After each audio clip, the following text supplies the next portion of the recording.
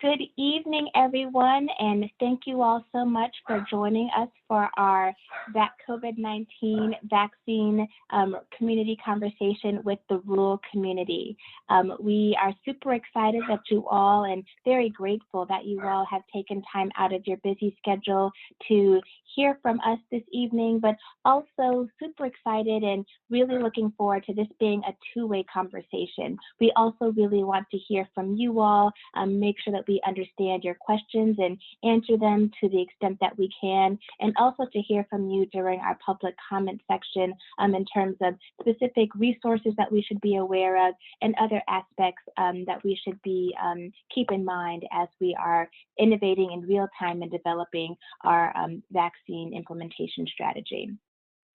I am Sable K. Nelson Dyer. I am the Acting Director of the Office of Health Equity here at the Virginia Department of Health. I will be moderating our conversation for this evening, and just wanted to begin by going over some of our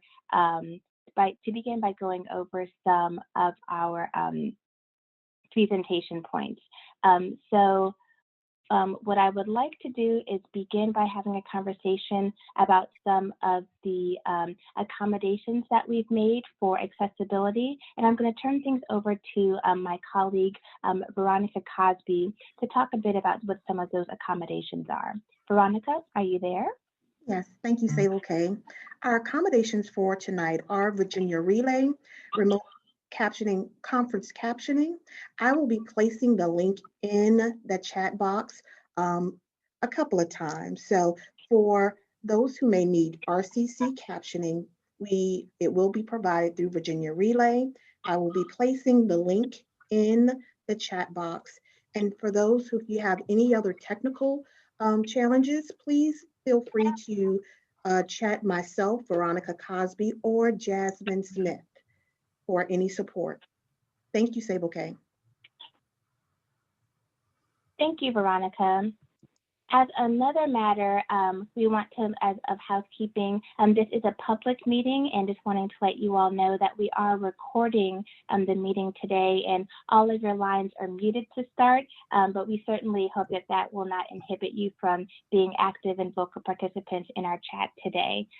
So to begin, we would love for you all to, in lieu of formal roll call, to introduce yourselves in the chat. We would love to see who we have, what various pockets of rural communities that we have represented here in the Commonwealth. So if you could introduce yourselves in the chat, that would be lovely.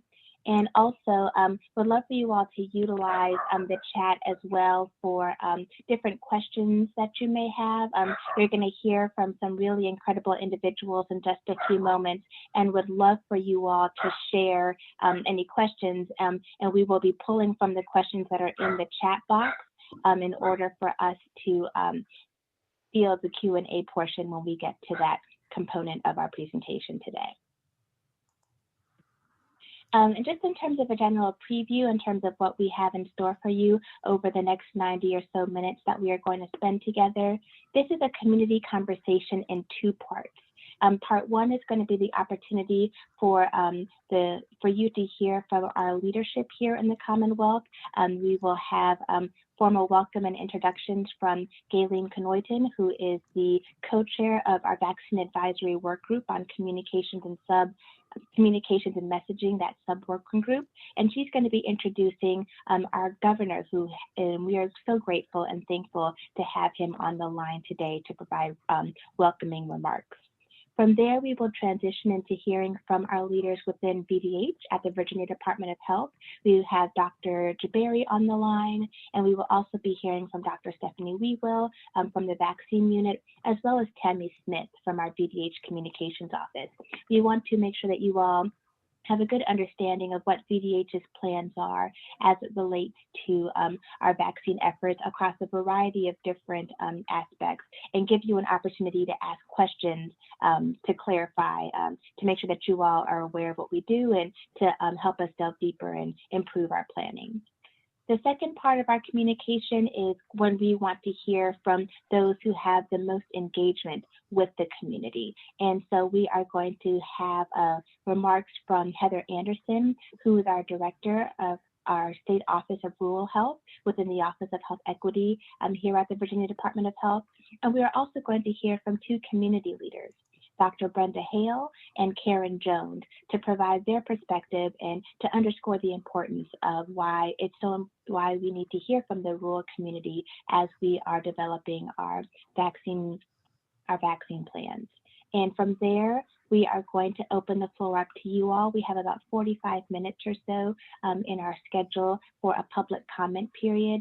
And to the extent that we can, we are going to give as many people as our time allows for each individual to have 1 minute to give a public comment. So please feel free to be open and honest with us and share your thoughts and feelings. We are going to be taking copious notes.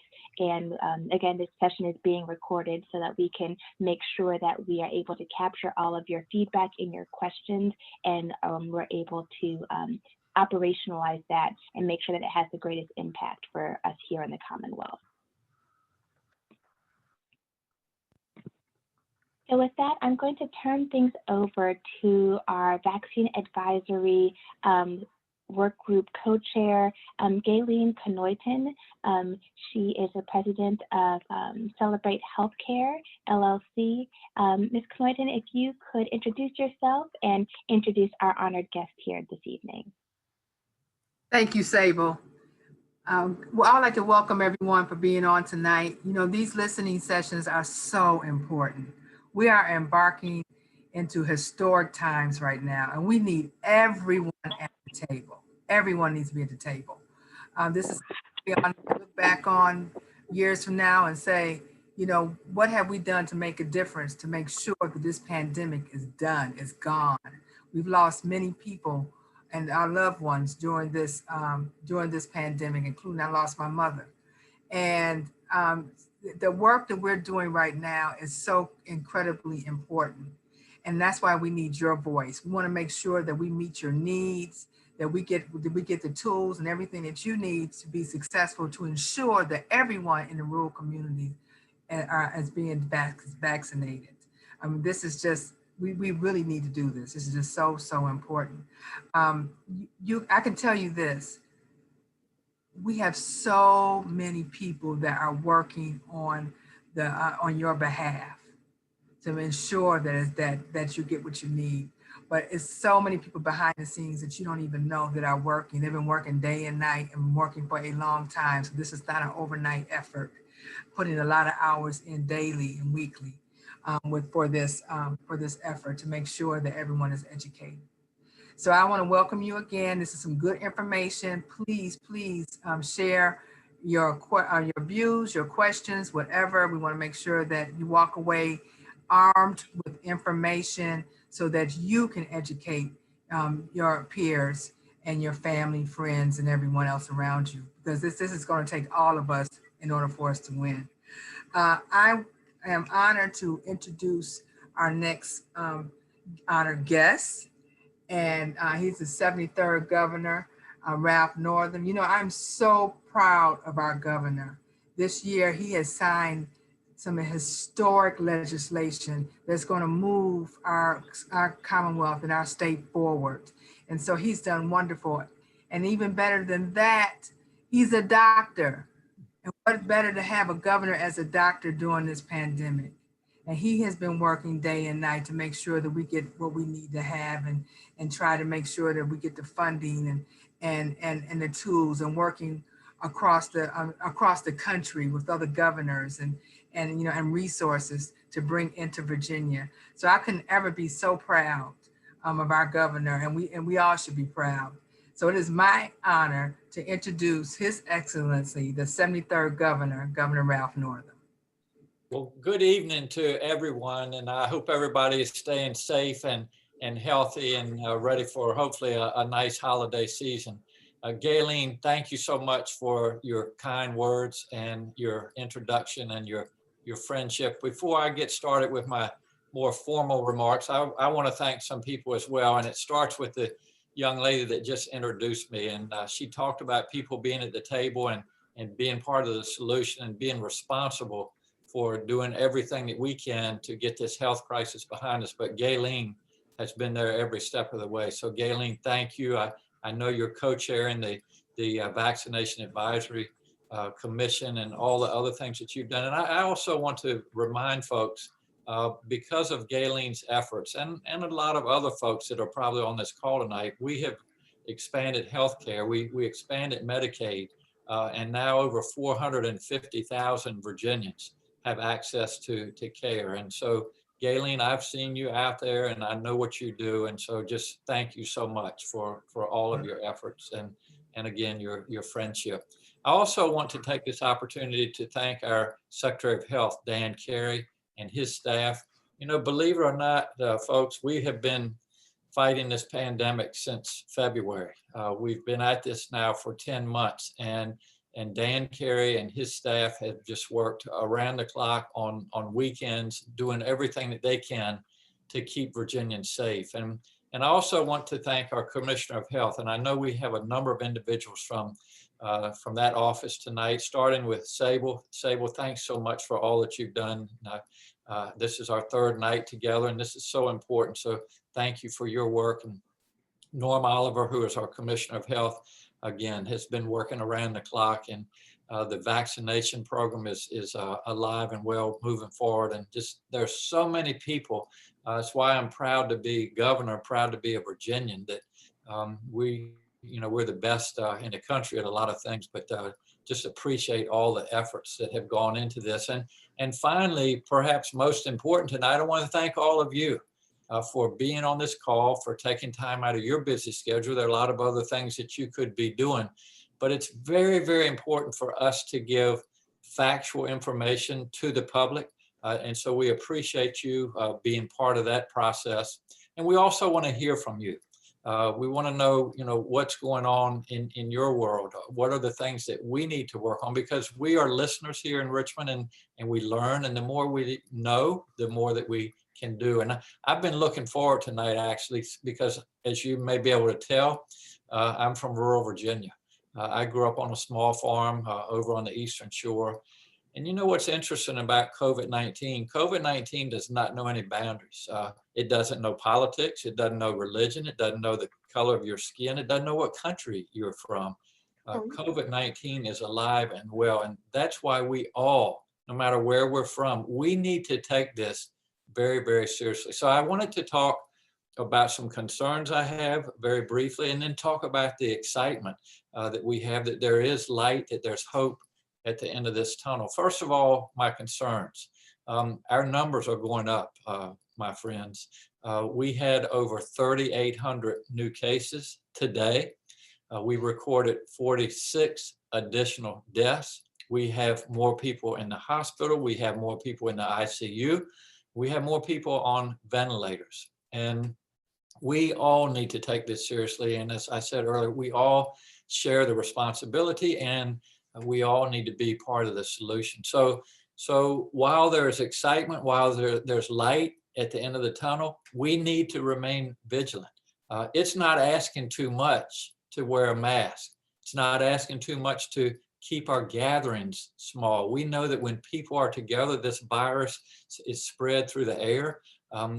We need to be aware of that, and we need to wash our hands. So if we can follow these guidelines and keep these numbers down until we get everybody in Virginia that can vaccinated, that's what we need to do. So the excitement side of this is that our shipment of doses came in as planned and as promised from Pfizer on Monday.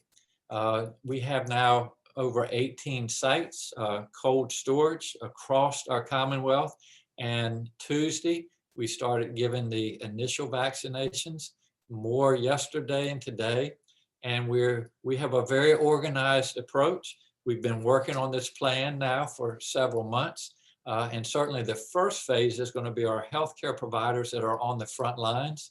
Also our long-term care facilities, both the residents and the staff. We know that they have really taken the brunt of a lot of the COVID-19. And then we'll go into other groups, certainly those who are at high risk, our essential workers like our teachers, like our food processors, our first responders. So we have a plan moving forward. And my message to all of you as we move forward is to be patient, because it's going to take a number of months. And I think you'll hear from some of our experts tonight. If we're able to get the supply that we need in Virginia, and we're confident that we will, we're probably looking at early to midsummer before everybody has the opportunity to get that vaccination. Just in closing, I want to put my doctor hat on and take my governor's hat off. I've participated in probably over 250 clinical trials as a child neurologist. I know how these protocols move forward. I have watched these pharmaceutical companies not only develop this vaccination, but also do the research that's needed in thousands and thousands of individuals. And I just want to tell you, as your governor and as your doctor tonight, that this vaccination is safe. It's 95% effective. It doesn't get any better than that. So I encourage everybody to learn about the vaccination, to be comfortable, and to also help us get the message out that the only way that we're going to get this pandemic behind us in the rearview mirror, as I say, is to really reach out and make sure that we vaccinate Virginia. So Pam and I will be, when our time is here, we'll be taking the vaccination. That's how confident I am. And I actually look forward to taking it, because I, like you, want to get back to as near normal lives as we can. We want our children to be back in school. We want our businesses back up and running. So let's all work on this together and be part of the solution. And finally, I just ask all of you to stay safe and healthy. That includes your families. Take care of each other. You know, we need more kindness in the world right now. And so we're in the holiday seasons. Think about other people, and let's all help each other get through this. So happy holidays to all of you. I wish we could be in person tonight, but it won't be long. There's light at the end of the tunnel. There's hope. And we're going to put this health crisis behind us. So happy holidays, and I look forward to seeing all of you. Thank you so much.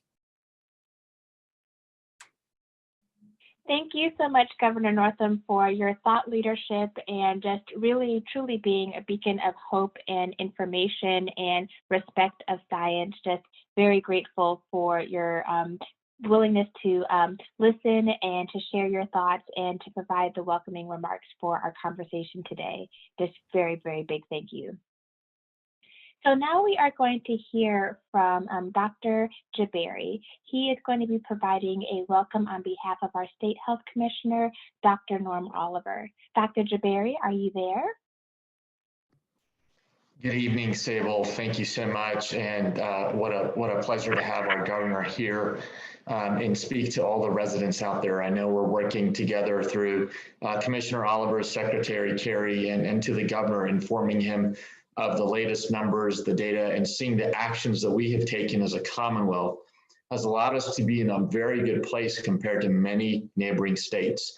I offer our viewers to go to the CDC COVID data tracker, which shows the rates of cases in Virginia in a colorful map of blues and greens compared to other states. And we are doing quite well, but of course, we are still seeing our numbers increase each and every day. So we are starting from a good position, but nationwide, as all of you know, our cases are increasing, and this is not a surprise. We know that coronaviruses, like many other cold viruses, typically become more active in the cooler months. And so we had some early discussions when the pandemic broke out. Will the virus go away over the summer? Well, it didn't quite go away, but what has happened, exactly like all of the other types of coronaviruses that has existed before, is that we've seen a resurgence. And so as we see our numbers increase, and as the weather and the temperature changes and people are more indoors, there's more a likelihood of continued spread.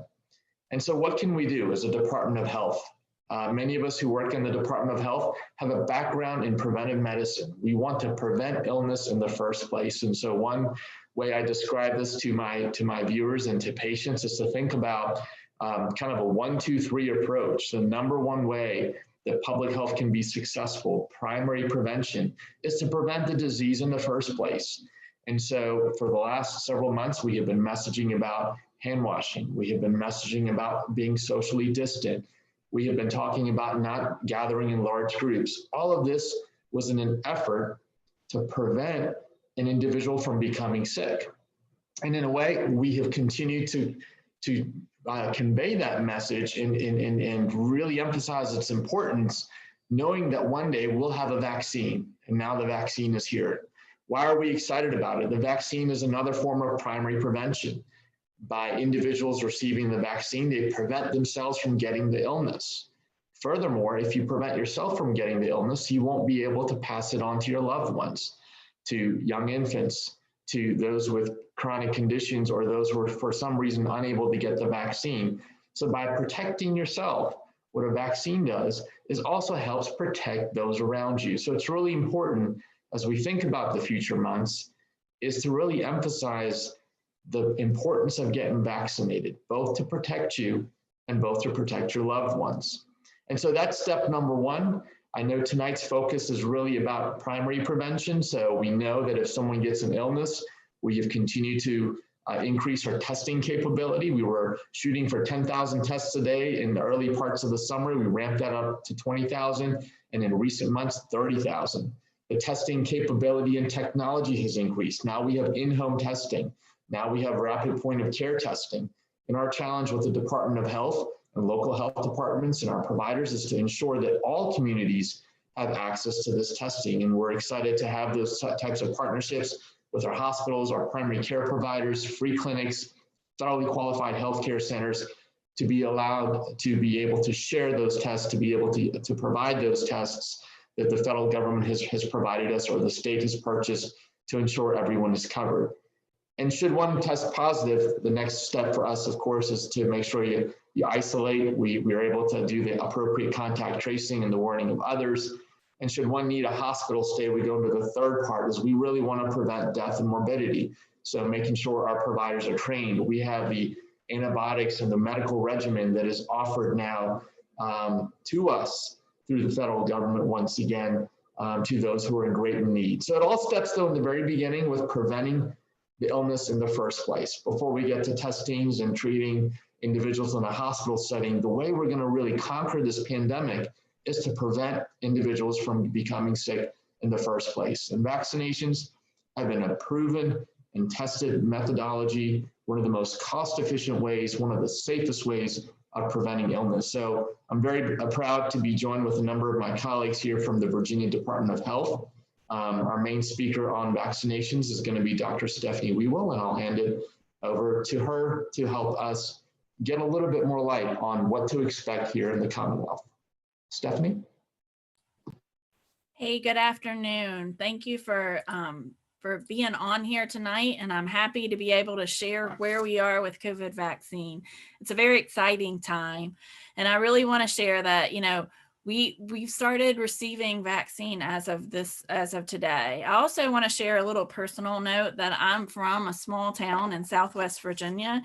And so I understand what it's like to be in a rural community. I was born and raised there, and I feel that it's important to understand what some of the complexities that are part of rural areas, and how it's important that we have equitable and fair doses of vaccine to all of the areas in Virginia. I also, like many of you, am very excited to return to normalcy. I want to see my family, and I also understand how that a lot of people have to drive distances to receive health care. So I want to tell you that first, we plan to distribute this vaccine in phases. The vaccine will be distributed based on the CDC Advisory Committee on Immunization Practices Priority Populations. So right now, healthcare workers and residents of long-term care facilities will be vaccinated first. This will be quickly expanded. So we know that right now, according to the federal government, we're expecting about 480,000 doses of vaccine by the end of December. Those will be used to vaccinate the most of the healthcare workers and nursing home residents within Virginia. But we also recognize that there's a great need for more, And we expect that that population, the priority population, will expand very quickly.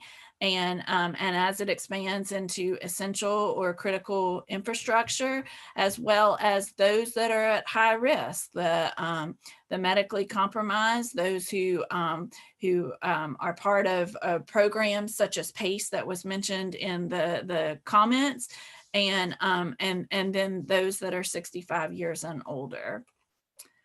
I also want to share that the vaccine is safe and effective. As you've seen, that the very first vaccine that was FDA authorized was the vaccine that was manufactured by Pfizer, had over 94% efficacy rate. Of the first, there's 2 doses of that vaccine. And so within the first dose, then it's been proven to be over 50%, but it's really, really important to get both doses. So 21 days apart, then you get that second dose, and 94% efficacious. The FDA advisory panel is meeting today, or has met today, and they have recommended that the FDA authorize the second vaccine that will be available via EUA, which is the Moderna manufactured vaccine. That will also be 2 doses, and it'll be 28 days apart. It's really important that your safety is top priority. So there were no shortcuts taken in getting these vaccines to Virginia. They were developed and tested in the same way as every other vaccine in the state. And like all vaccinations, COVID vaccines have gone through a careful testing process, each with several phases. The vaccines have been tested over 70,000 people who volunteered for large scale clinical trials. And the FDA and CDC pay close attention to how vaccines affect different groups of people, making sure that it's safe and effective in all groups, including ethnically and racially diverse communities, and also those with underlying health conditions. We want to do our part to stop this pandemic. So we ask that we want to listen to you. We want to hear your feedback tonight. We want to hear what we can do in order to make sure that the vaccine is provided fairly and equitably to those who need it most. We want to take that feedback, and we want to make tangible steps to make sure that there's access to the vaccine. I want to provide some thoughts on, or some specific questions, or and I'm sure we'll hear more from you, but I want to just talk a little bit about the vaccine will be available for free at no out-of-pocket cost or copays. That's been a common question that we've received. And then also, additionally, we know that that people, that there's a lot of questions about the availability of the vaccine. We know that we will not have a lot of vaccine available to the general public, but we do think that we expect in the coming weeks and months, the supply will increase and be widely available.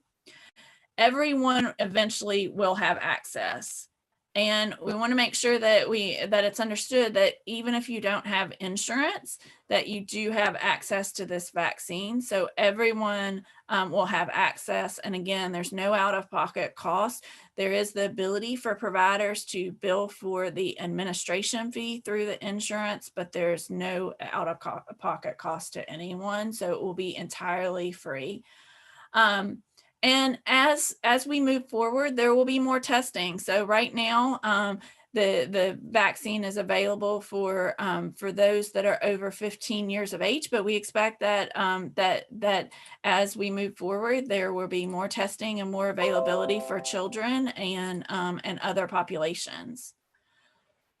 I think that's all that I have to provide up front. I do want to certainly share that that my thanks to Gaylene and Sable and certainly Dr. Jabari for being on here tonight. As part of the vaccination unit, we've been preparing for this vaccine since early this summer.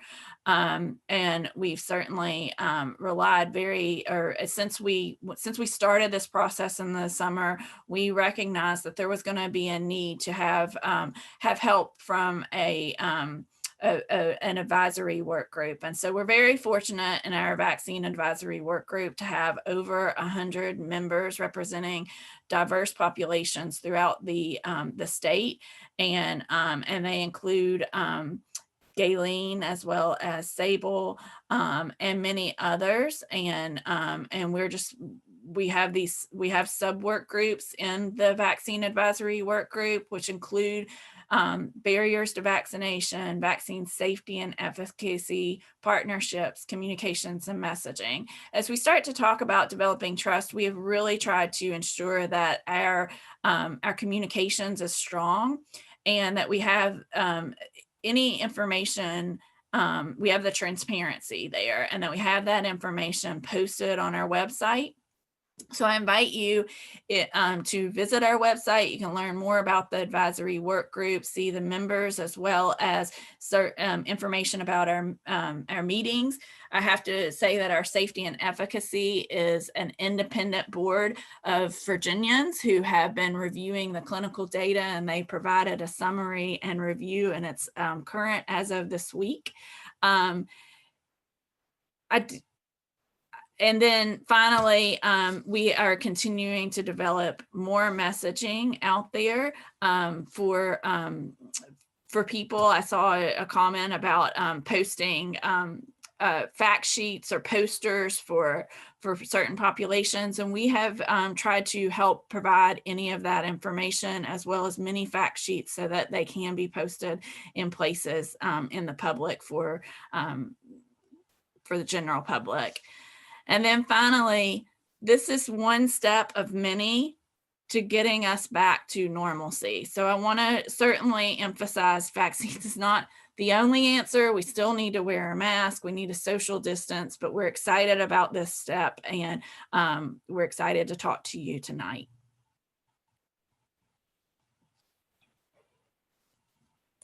Thank you, Stephanie.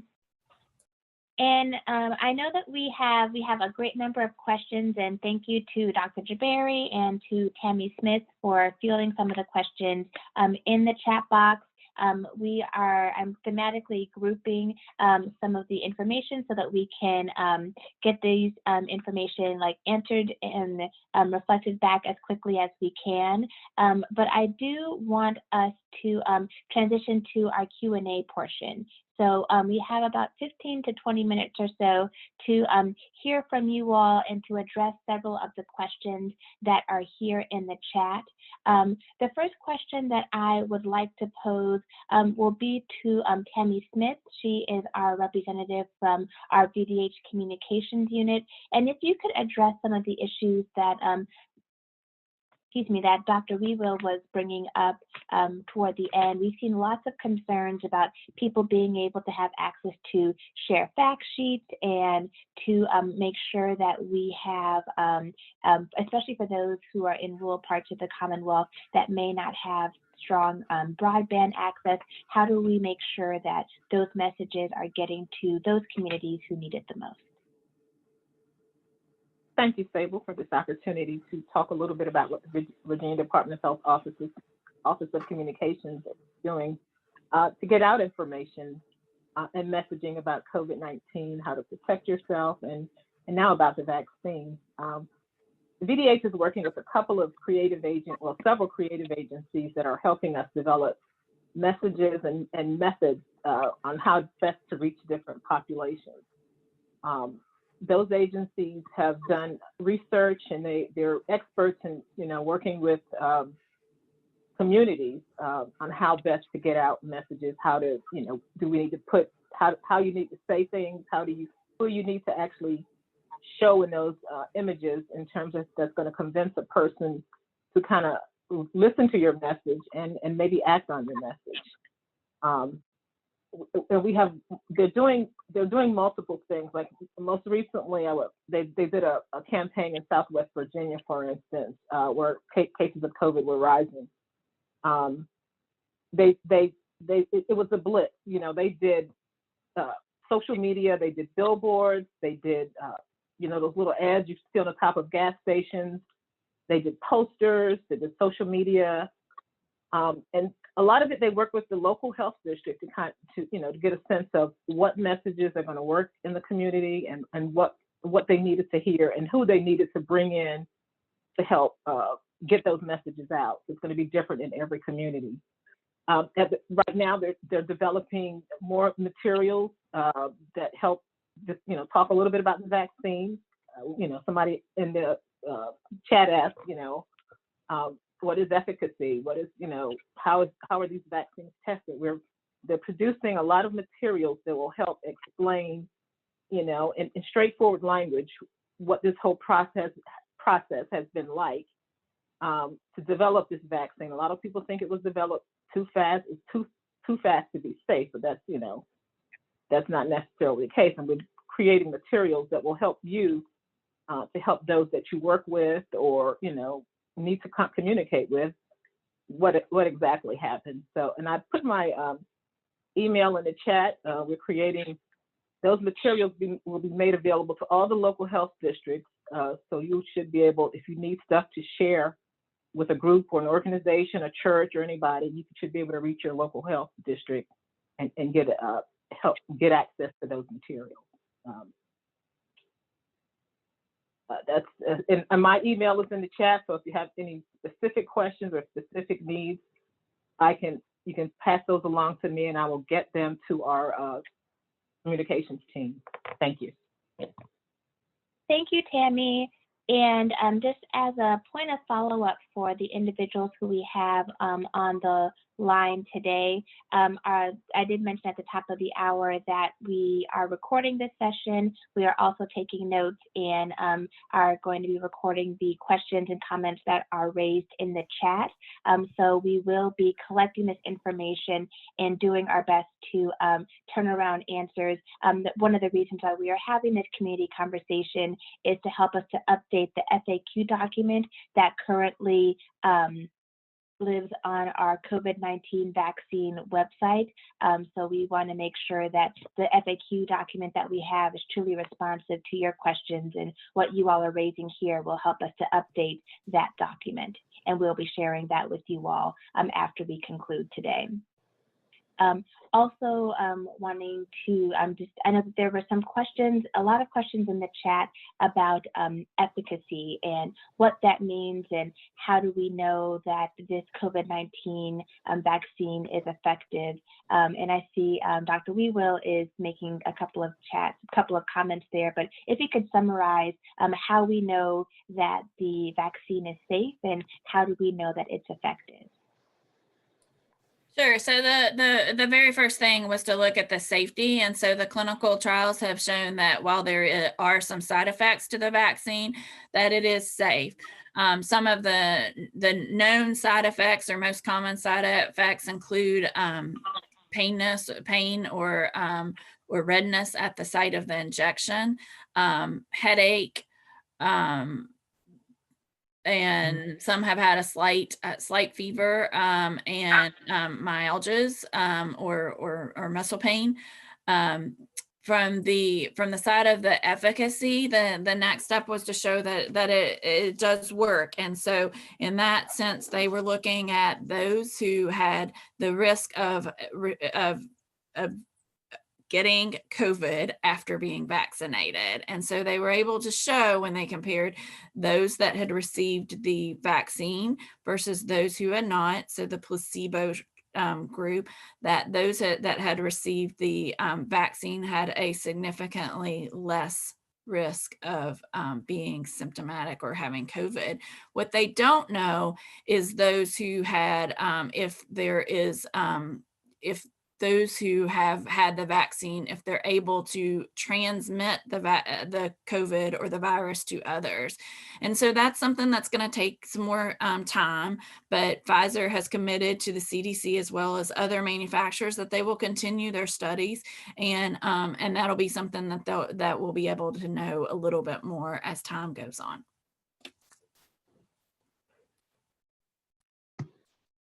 Thank you Sable, so may I much. take a minute to answer the Absolutely. question? Absolutely. Go ahead. Sorry. There's a number of questions, very, very good questions that people are asking about if you're exposed and you're asymptomatic, can you transmit the illness? So I'm going to tell it like a story. So let's say you host 5 people over your house for dinner, and you're number 1 and 2, 3, 4, and 5. So number 2 is actually sick, and they may or may not know it at the time. They come to the dinner table, and everybody in that group now is exposed. Everybody, if you're sitting less than 6 feet, eating, drinking, there's a chance that you could be exposed. When those 4 people go home and yourself, not everybody may get ill. So some people may be exposed to the virus, just like the flu and other infectious diseases. We don't really know why, but sometimes the body fights it off. It just doesn't, the virus doesn't penetrate into your body and get you sick. So exposure means you may have been in close contact with someone who's breathing, these droplets that have the coronavirus. But infection is when the virus actually goes inside your body. And so that's the first step. Instance is with the 5 people at the dinner table, it could be that only 2 and 3 become infected. So 2 people are harmed, 1 person was ill, 2 people are infected. Of the 2 people infected, they go home. A day passes, 2 days passes, 3 days, and one of them may then develop symptoms of COVID. So you've got those cold-like symptoms, you're beginning to have chest pain. At that point, that individual is infected and also symptomatic. Another person who's also been infected, the virus is in their body, they may be asymptomatic. That means they're not showing it. They wouldn't even know that they're sick. And the only way they would know they're sick is if they went and got a test. So the difference is this, is first, people get exposed. Some people may get infected, others may not. If you do get infected, then you may have symptoms or you may not. It's important to know that even if you don't have symptoms, you can still spread the virus. So one of the hardest things with this pandemic and this specific virus is that, when it first was hitting, we were saying, well, if someone has the symptoms, we would know, we would tell them to stay home, don't go to school, we'll be okay. But the challenge and the difficulty is many individuals can still be infected, not know it, and then spread the virus inadvertently to others, right? So that's why the wearing of the mask is so important, is that people could be infected and they're in close proximity to others. They don't mean to harm others. They don't mean to spread the illness. But because you can be asymptomatic, as in no symptoms, and still spread the illness, it's important to take those measures. So what a vaccine does is hopefully prevent you from getting infected. And in the event you do, and in the case it doesn't work fully, what we've seen is that it actually makes the symptoms a little less mild and potentially reduces the amount of the transmission. So hopefully that was helpful in terms of not being sick, getting exposed, and once exposed, you may be okay, you may not get sick, you may not get the virus inside of you and infected, or you may, and you can develop symptoms or remain asymptomatic. So it's probably a visual would be the best way to have this graphic drawn out, and I'll look for further questions in the chat to answer. Thanks. Thank you, Dr. Jabari. The next question I'm going to pose to Dr. Weevil. We're seeing a lot of questions about what the COVID-19 vaccine protects you from. Is it protecting you from serious illness? Is it protecting you from getting COVID? And if you could summarize what the vaccine is protecting you from. Okay, so Sable, I think you have a visual of how the vaccine works. So maybe let's start there. I mean, it's protecting you from the virus, and I think that it's really helpful when we look at the visual of how do mRNA vaccines work, and then we can, and maybe that'll help. So with these vaccines, the two that have been released, this is a very novel pathway in which these vaccines are being created. So in with these mRNA, then there's a protein which is basically encapsulated by these lipid nanoparticles, and there's 4 of them, and so they encapsulate the lipid protein, which is injected directly into the muscle in the arm. And then from there, that lipid protein, it's not the virus, then it attaches to the cell. And from there, then the cells then create antibodies and this immune response. And that's what then has the ability to fight the virus. The actual, there's no virus that goes into the cell, it doesn't enter the nucleus, and then the actual protein and it degrades in a matter of hours from the body, and then the body has these antibodies which are able to recognize the virus and fight the virus when introduced to the body. Dr. Jabari, do you have anything to add? That's it. So if the virus infects you, it comes into your body, this is a technical question that someone has said, does it infect you? So if a virus penetrates in your body and you have a vaccination in advance, your body will recognize it and it will attack it. It will prevent that virus from multiplying. How do we get sick? Why does it take a day or two for someone to become sick? Is once a virus or a bacteria, this is how they work. Once they come into the body, they start multiplying very quickly, 2, 4, 8, 16, 32. And within just a few hours, you may have thousands of that infectious agent. So what a vaccine does and what those antibodies do is immediately, once it picks up the sense that there's an infection in your body, it'll attack it and it'll prevent that replication because your body's able to mount that immune response. And in other places, without getting into an immunology lesson, is that vaccines kind of allow that attack to happen a little faster. Other times, like many folks do recover from COVID, what happens eventually, your body builds those antibodies and it is able to get rid of the virus. By doing a vaccine, you've primed your body. So rather than it taking 3 or 4 days, you can have an immediate response. And so, yes, it takes the virus infecting your body for the benefits of the vaccine to really take hold. But what it does is allows your body to respond faster, quicker, preventing you from getting as sick.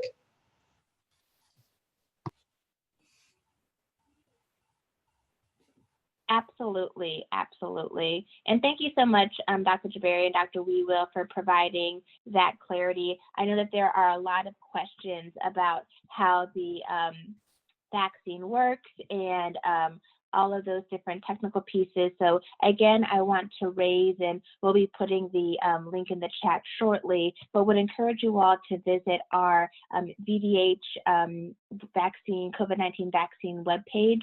It's going to have answers to the FAQs, also additional information as more vaccine candidates become available, and just letting people know like where they are in line.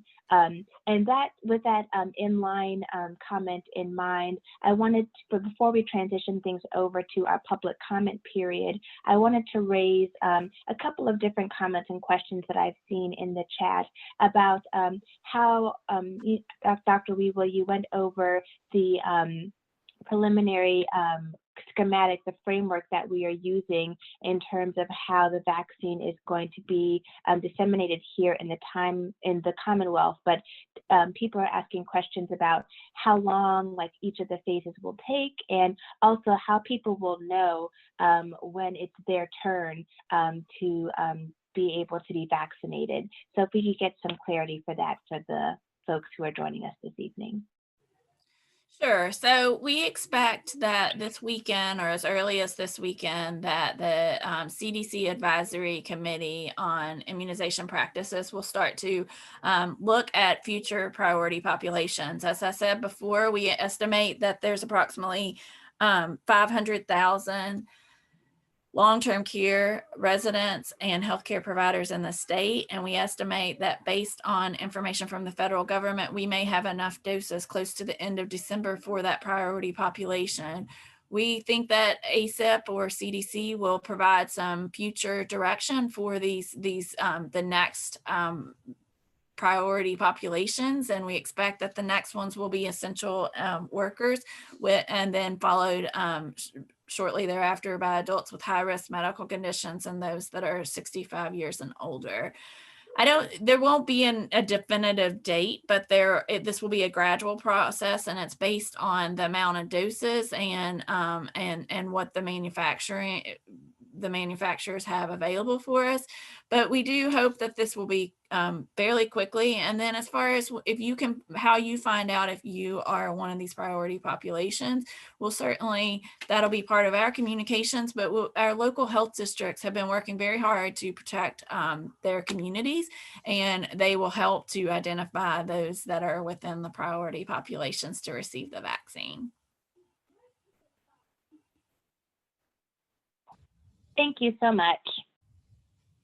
And so we're getting ready to transition to our second part of our conversation. We're still just wanting to make sure that people know that we are holding space and taking note of the additional questions that we have here in the chat, but we also want to, in addition to the questions that you all have about our COVID-19 vaccination planning efforts, we also want to provide an opportunity for folks to provide a public comment. So as we transition to that section of our chat today, I want to have you all to hear from some of our rural health leaders here in the Commonwealth. And to start, I wanted to have Heather Anderson, who is the director of our State Office of Rural Health, to provide some initial remarks.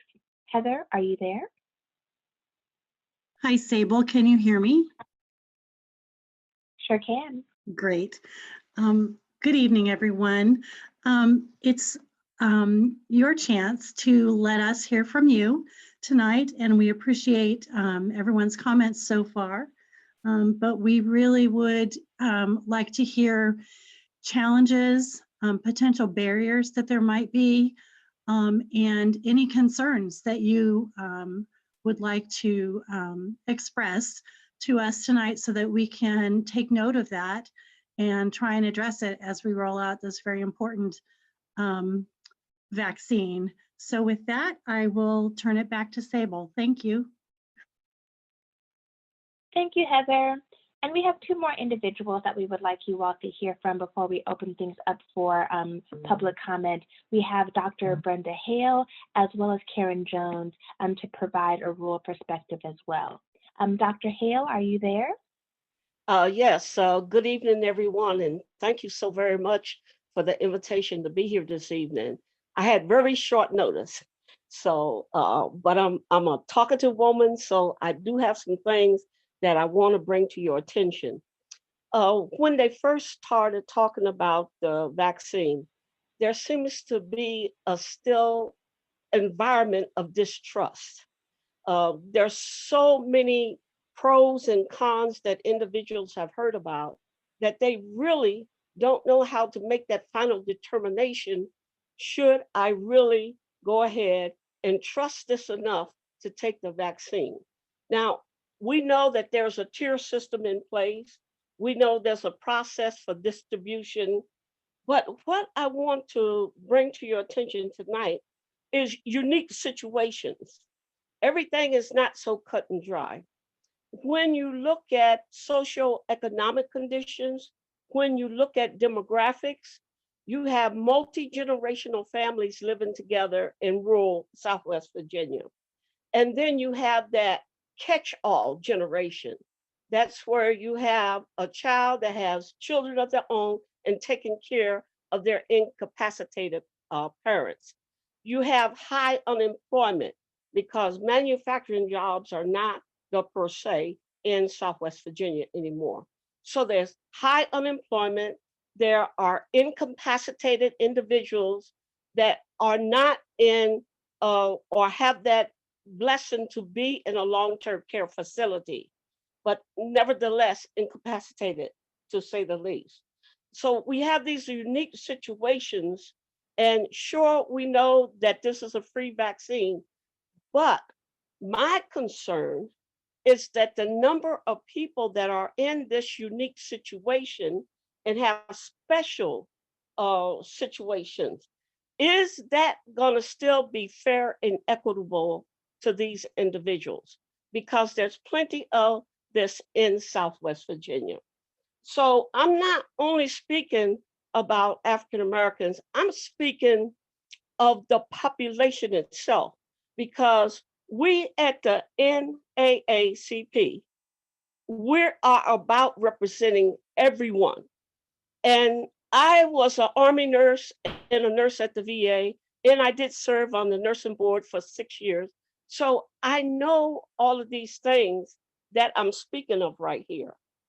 But I think we need, other than go to the website, there are so many people in Southwest Virginia, they don't have the broadband. They don't even have exposure to the website. So we have to think about, in addition to the things that you're doing, what else can you do to reach the individuals that are in these multifaceted generational homes and where these special conditions are taking place? So we're looking at people that are not working, high unemployment, been unemployed during this pandemic. And then when it comes to working minimum wage, we know for sure that a waitress and a waiter, they don't even get minimum wage. So we have so many unique situations in Southwest Virginia. And all I'm asking is take another look in this tier system and see where everyone falls into place. Because, you know, the baby boomers, they're over 65 now, and a lot of them are incapacitated.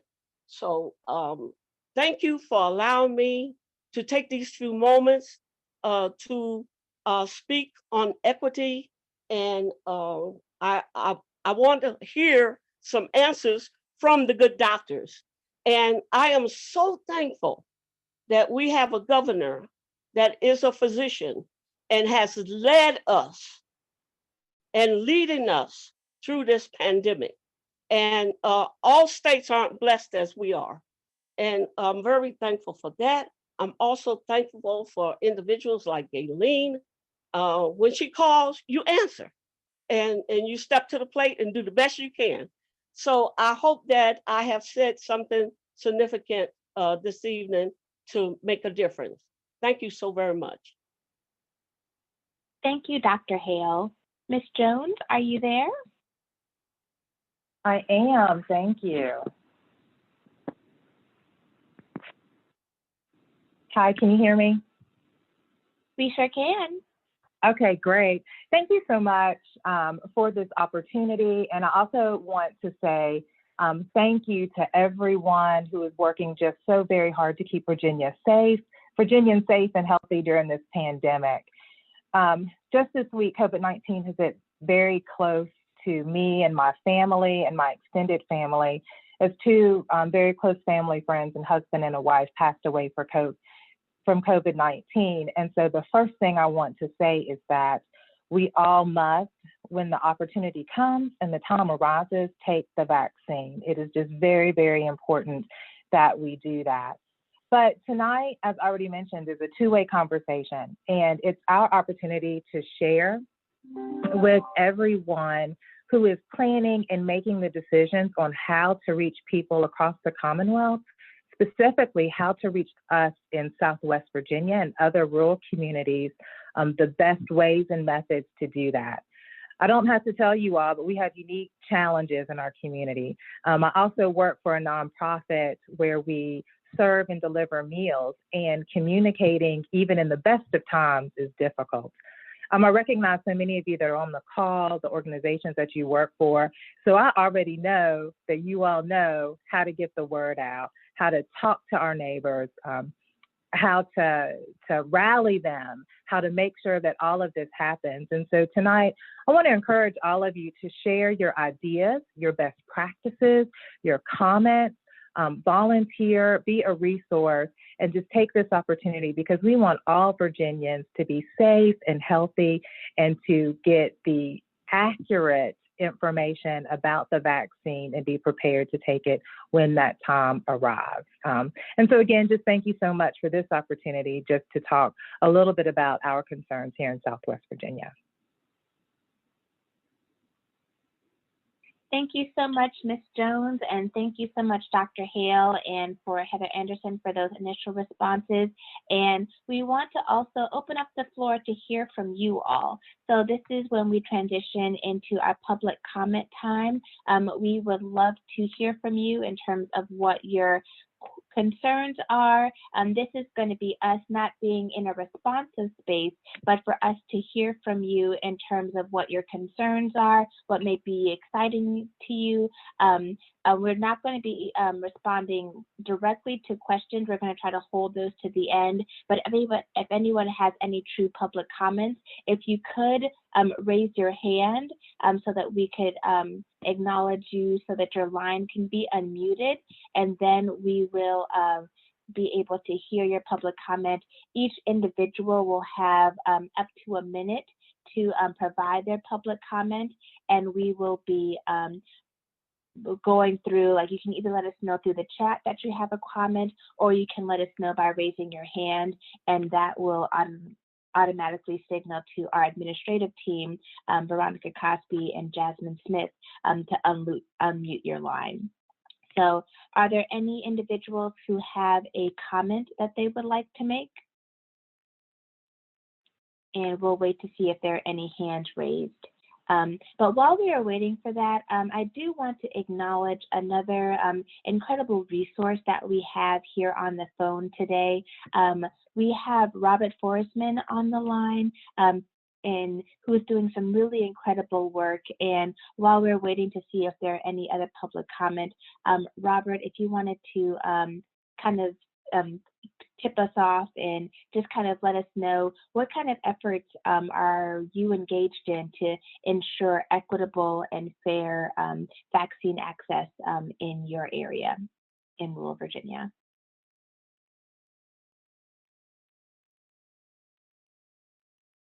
Robert, are you there? Perhaps you may be double muted.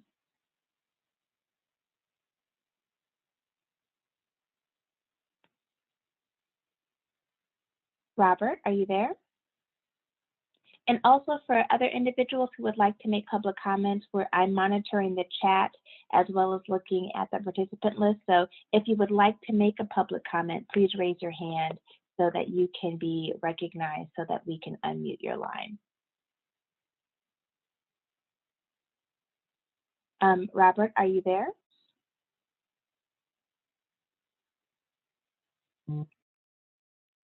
It looks like we're having some challenges with Robert's line, but I do see Monique Raposa with their hand raised.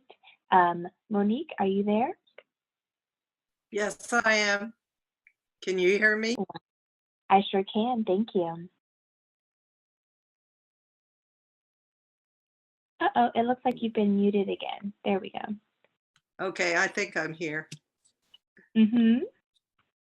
Go ahead.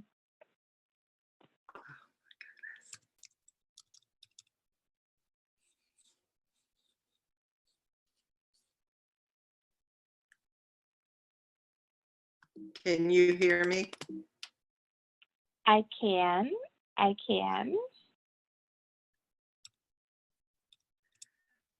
All right. My question is, or comment, because I work at a food pantry we have so many restrictions to make sure everybody is kept safe. As these immunizations are given out, how are we allowed to, or are we allowed to ask people if they have received the vaccine? So we get an idea. I'm dealing with almost 400 clients and plus volunteers. And I'm just curious as to what the transition phase would look like. If I can ask my people, have they had the vaccine? Or do we basically wait for the Department of Health to say, hey, restrictions have been reduced or they have changed?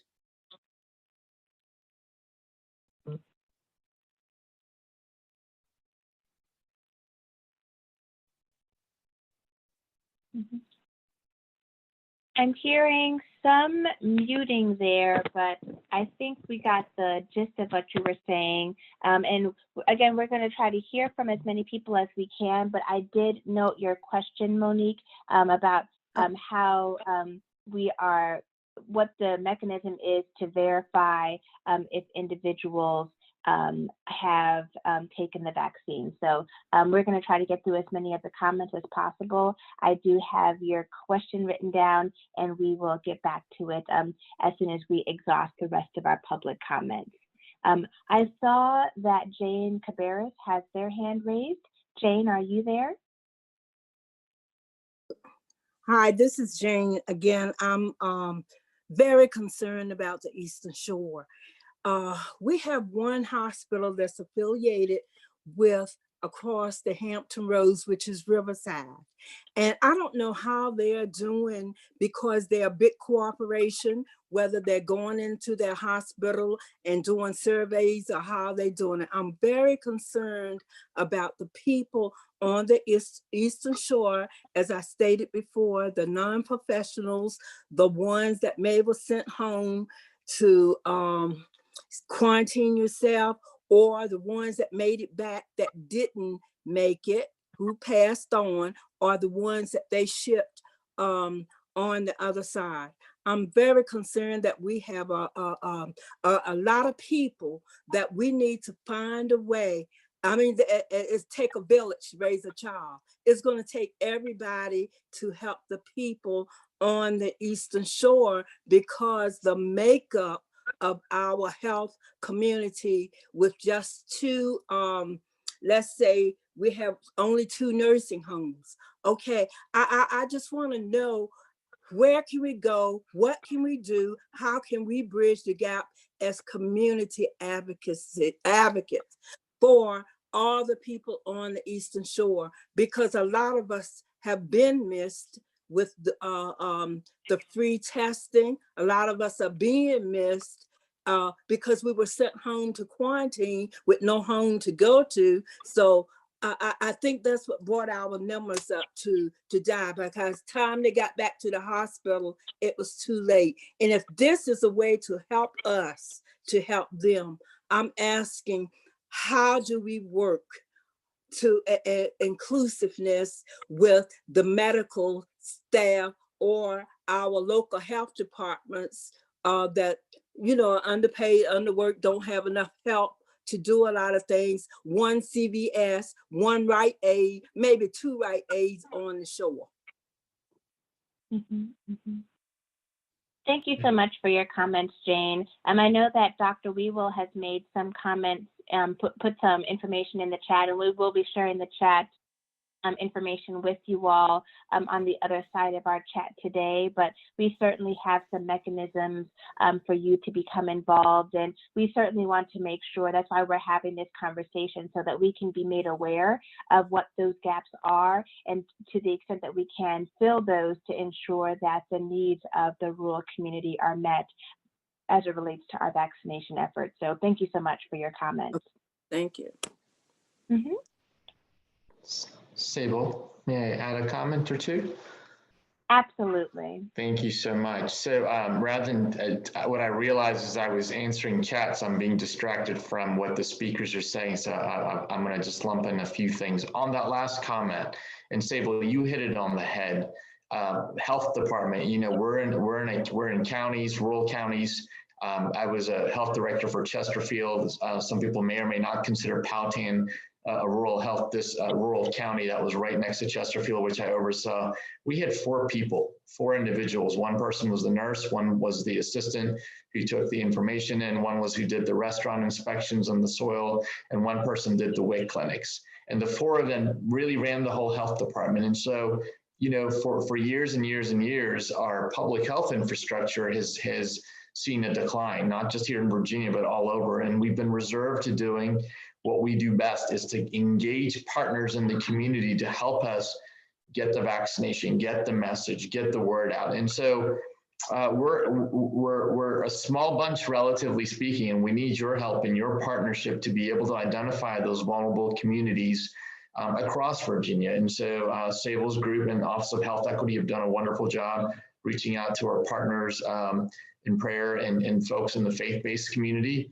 We're having these conversations now before they're actually available, the vaccines to the public, so you become aware. You can engage in those community discussions at your YMCA, at your schools, at your community-based centers. So when the vaccines do become available, people are aware and they are informed. So really the answer to your question is it's gonna take a village. But what we will do definitely through further campaigns, and the governor has already committed his willingness to help fund some communications campaign around messaging with the vaccinations for those across the Commonwealth. And so I think it's important, whether I saw, you know, comments about posters, billboards, fact sheets. It's going to take all of that. You're exactly right. Not everyone's going to have internet. Not everyone's going to necessarily have someone to go to provide them this information. So we have to use all channels. So it's an admission that VDH can't do it all. We need your help. And through time and over the next month or two, hopefully, as we see this vaccine, not only here in Virginia, but all over the nation, I think this is going to be an item that's going to be in the news. It's going to be very hard to miss the fact this is here, because we're going to hear people talking about it, not just here in Virginia, but others. And I think that the final mile is going to be whether people will trust it, whether people think it's the right thing to do. And so hopefully by sharing the facts, by sharing the science, by showing that it can in fact prevent illness, we would have you on our side championing this message. With regards to just a technical question asked about the Moderna versus the Pfizer vaccines and fact sheets, you know, I'm not sure if the Department of Health is going to have a specific compare and contrast. I was just looking online to see what is available. And right now, you know, the focus is one requires cold storage, one requires a second dose after 21 versus 28 days. I think what we are looking at right now from a public health perspective is that they're both 2 very effective vaccines. So we're not to the point where we would recommend one vaccine over another for an adult. But as we get more data, as these vaccines hit the market and are utilized in not just thousands and tens of thousands, but millions of individuals, we may get new information, and we'll certainly share any of those new findings with you. And lastly, I'll close that there are still other vaccines in the pipeline. So we talked about the 2 that have received approval for use in public, but there are others in the pipeline. So we'll be looking out for those as well and sharing those information with you when available. Thanks, Abel. Thank you, Dr. Jabari. I'm really appreciating. We're also having some really good conversations and some really good comments in the chat. I know there may be some people who may not be able to raise their hand via the Zoom, but they're communicating through the chat. And thank you to everybody who is willing to serve as a resource, who would like to be looped into more of our vaccination efforts. So I'm seeing a lot of different networking happening in the chat and folks putting their contact information there. We will be sharing the contact information that people are sharing publicly in the chat so that you all can continue the networking and take this conversation offline as we continue to educate and empower our individuals and our fellow Virginians across the Commonwealth, the rural areas. It's my understanding that we have Robert Forrestman back. Robert, are you there?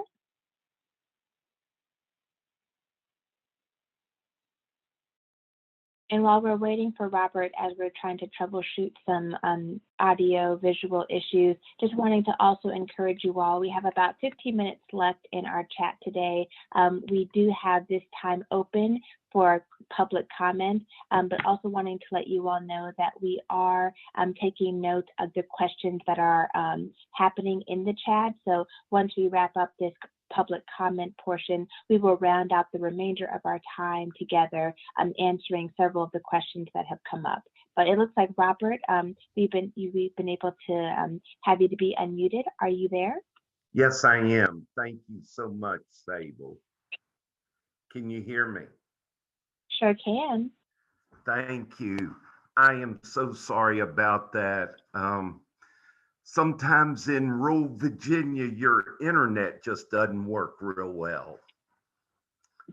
But as far as how we are planning, I think one of the big things that we have thought about is how do we reach our marginalized or underserved populations in those rural communities.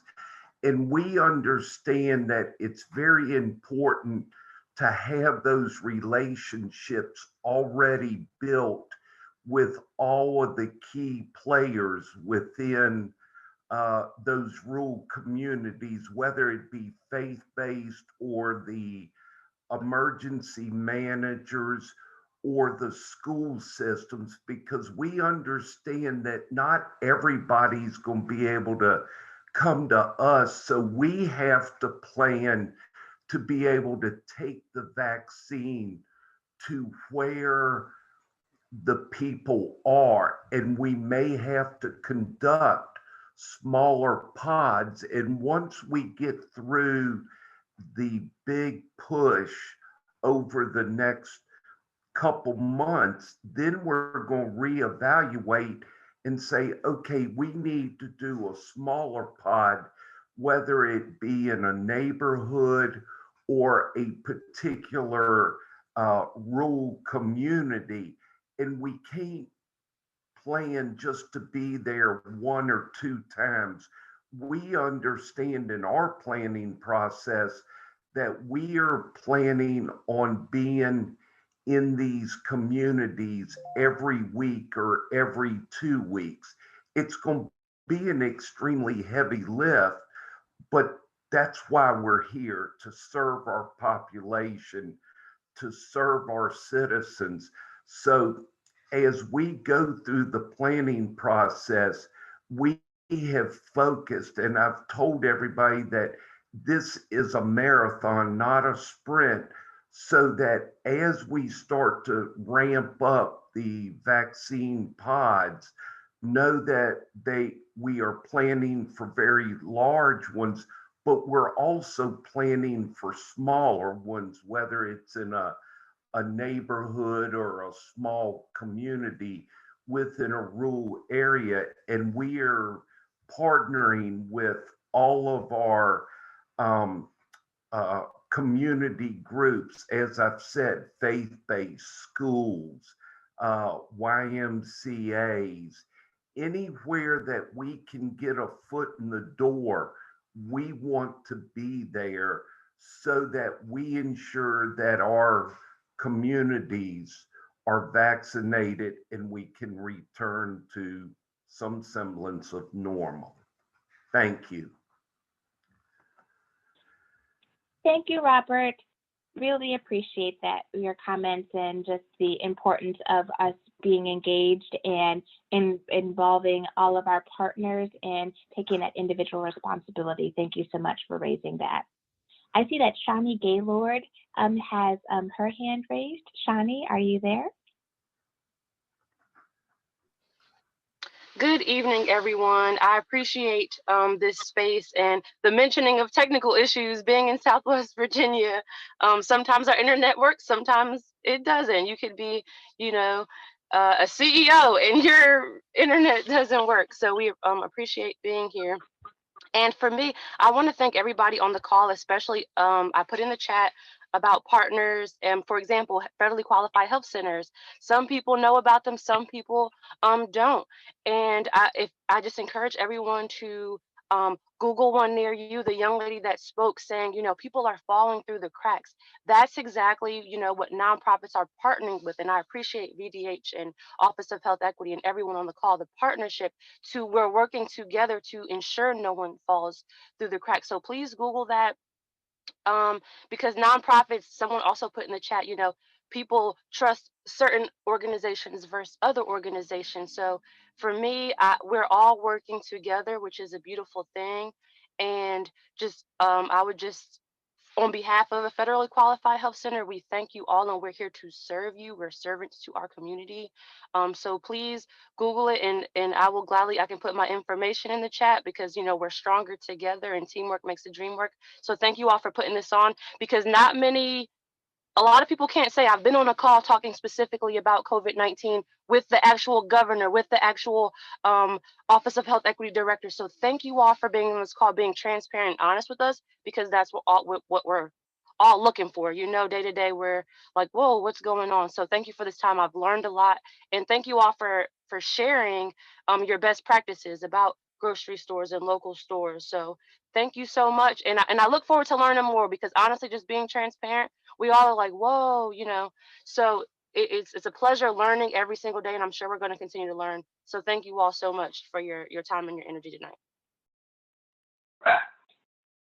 Thank you so much for that, Shani, and thank you to everyone who we have on the line. This is, as we mentioned at the top of our chat together, this is a two-way conversation, and this is going to be the first of what we hope will be many community conversations, because we want to have an open and transparent process as Virginia is rolling out, the Commonwealth of Virginia is rolling out the vaccine across the Commonwealth. We want to make sure that we are here as a factual and scientific-based resource for you all, and also to make sure that, to the extent that there are barriers, and so many of them have been discussed, that we can do what we can to address those gaps where they exist and to meet the needs that we are aware of. And just looking forward to having continued conversations offline with everyone who has shared contact information.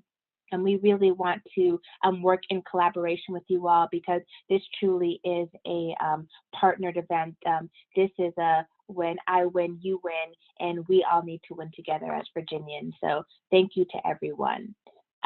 We have about 8 minutes left in our session today, and I'm not seeing any additional hands raised or other folks wishing to make a verbal public comment. So I want to reserve just a couple of moments to answer some questions, rapid fire style, to the panel that we have assembled. Just trying to thematically group some of the comments that I've heard, or that I've seen, excuse me, in the chat. There are concerns about consent and what Virginia is doing to ensure that we have proper consent with specific groups, especially those with disabilities, and how we'll be able to track those consents, and also this concept of tracking more generally in terms of who is getting what vaccine now that we have multiple vaccine candidates that have been approved for this emergency use authorization, that EUA, that term that we've heard thrown about in the media. And also wanting to make sure that we center our conversation about specific prioritizations. How is the Commonwealth of Virginia making questions or determining about who gets the vaccine and when, after we get to this 1A tier that we're currently vaccinating right now. And then the other piece is about whether this vaccine is going to be mandatory. Is it the stance of the Commonwealth that every person who lives here has to get the vaccine?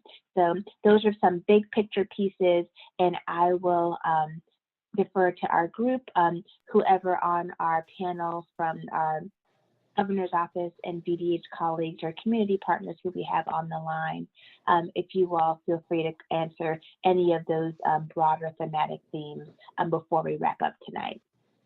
Dr. Jabari, you're there? Yes, ma'am. Let me start with that last question about making a vaccine mandatory. Never in the history of the Commonwealth, I believe, have we made a vaccine mandatory for everyone to take. So we do have requirements if you're in a school setting. We do have requirements to preserve public health. What may happen, for example, if some of our providers do in some workplaces, how they make the flu shot mandatory in order to prevent the spread of illness in a long-term care setting or hospital setting. An organization may choose to do that as part of their policies and procedures. I don't foresee us as a Commonwealth making it a law that everybody has to get it. But we will see where we go. So I think it's important, as the governor has said, in many, many, many places, is we want to lead with a carrot. We want people to want the vaccine. We want people to understand why it's important to get the vaccine to prevent illness in themselves and to prevent illness in loved ones. And given the scarcity of the resources right now, we want to make sure that we're methodical, we're intentional about who gets it. But really the goal is for everyone that is able to possibly get the vaccine, we want to encourage that. With regards to some of the conversations, I think a lot in the chat about, how are we going to be informed? What is the opportunities for decision making? And I'll have Dr. Weevil speak to that a little bit, as well as the consent, is that we're going to work through this through what we call the Unified Command and through the Vaccine Advisory Group. So again, the main focus, as all of you remember, if we can maybe go back to that slide that had the 1A, 1B, and 1C delineations, is right now our focus is on the hospitals and on the long-term care facilities, and some discussions about those who are at 65 and over in a long-term care versus at home. Just by being in a congregate setting, just by being around others, you increase your chances of potentially becoming infected. So that distinction has been made based on the data we saw early in the spring and throughout this year. Those who live in those kinds of settings have not only a higher chance of getting the disease, but of dying from the illness. So that's really important.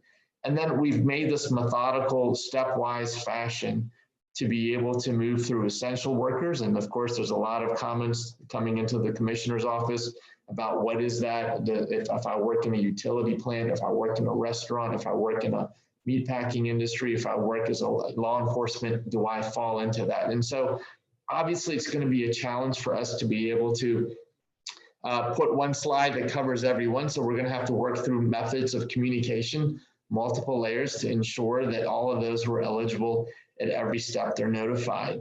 So this graphic is only intended to provide the large buckets. I think the way we're going to hear about this, obviously we're going to make a move as a state. We're going to stay unified.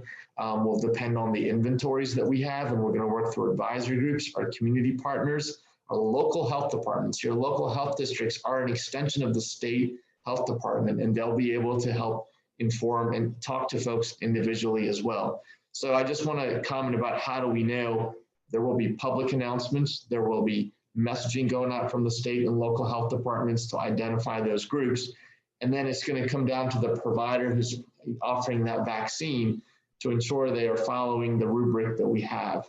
The intent of the Virginia Department of Health is, again, to vaccinate everyone.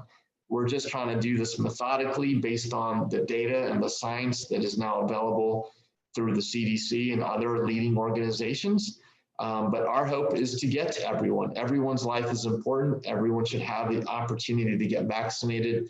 And our mission is to make it as accessible as possible. I'll defer to Dr. Weevil with regards to some of the other comments. Sure. So first, to start with the consent question, and I did answer that a little bit in the chat, but there's no federal requirement for written consent prior to vaccine.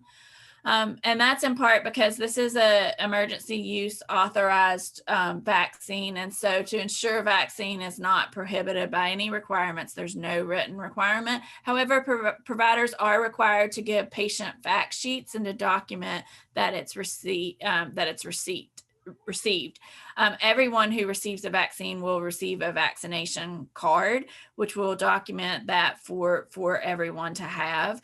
And that way that then it'll also help to ensure that when you are coming back for your second dose that you'll receive that. It'll also go into the vaccine immunization registry for providers to be able to have that information for the second dose.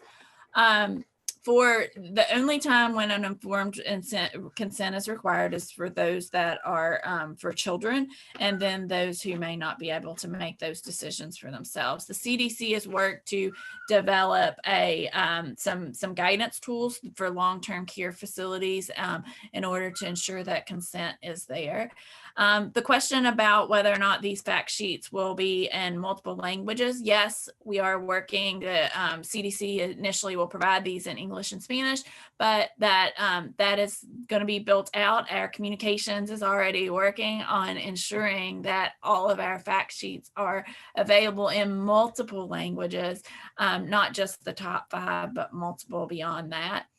And then the last question is about, or to talk a little bit more about that process. I want to make sure that we emphasize that this vaccine and the initial vaccines, we understand that the initial vaccines, the supply is initially not as high as the demand. So that they will be given in a fair, ethical, and transparent way. And we are basing our ability to provide these based on recommendations from the CDC. If there's sufficient quantities of vaccine, then they'll be administered they'll be shipped directly to the vaccinators to administer based on that. However, when there isn't sufficient vaccine, we have to work together. We have to develop protocols. We have to provide recommendations to our advisory groups and work through our unified command. But we want to work together, and we want to ensure that everyone has access to this vaccine. Absolutely. Thank you, Dr. Weevil. And I know that we are just over time by a little bit, but I don't want to stifle any of our other panelists who would like to either respond to our final, that summary of questions, or provide closing remarks before we end today. So I'll just press pause to see if there are any other panelists who would like to either respond to a question or make a closing remark. I want to say thank you to everyone that participated tonight. This has been great dialogue, great questions, and very informative. And we look forward to continuing and press on with this mission, because the mission is not complete until we have eradicated COVID-19 out of the United States of America.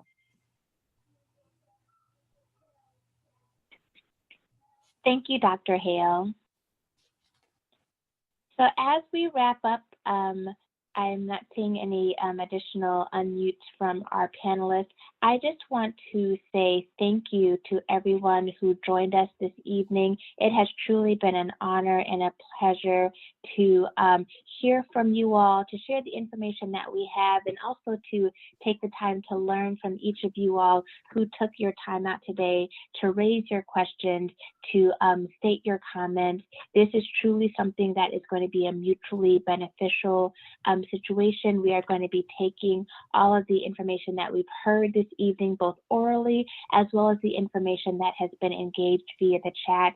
So just wanting to thank you all for sharing all of those pieces with us, because you are a part of history here in the Commonwealth of Virginia and are allowing us to have this opportunity to inform our vaccination strategy and to ensure that we are doing our best to serve those who are in the rural areas of the Commonwealth of Virginia. So we hope that you all have accepted the challenge, that you all will continue to hold us accountable. Just want to summarize again as a point of summary that we are going to be sending you all a link to this web recording, and also for you all to be able to listen to the other community conversations that we've had so far. We will be sharing RCC links and a summary of questions, as well as a link to the FAQ document that currently exists on our VDH vaccine website. Please know that our FAQ document is a living and breathing document.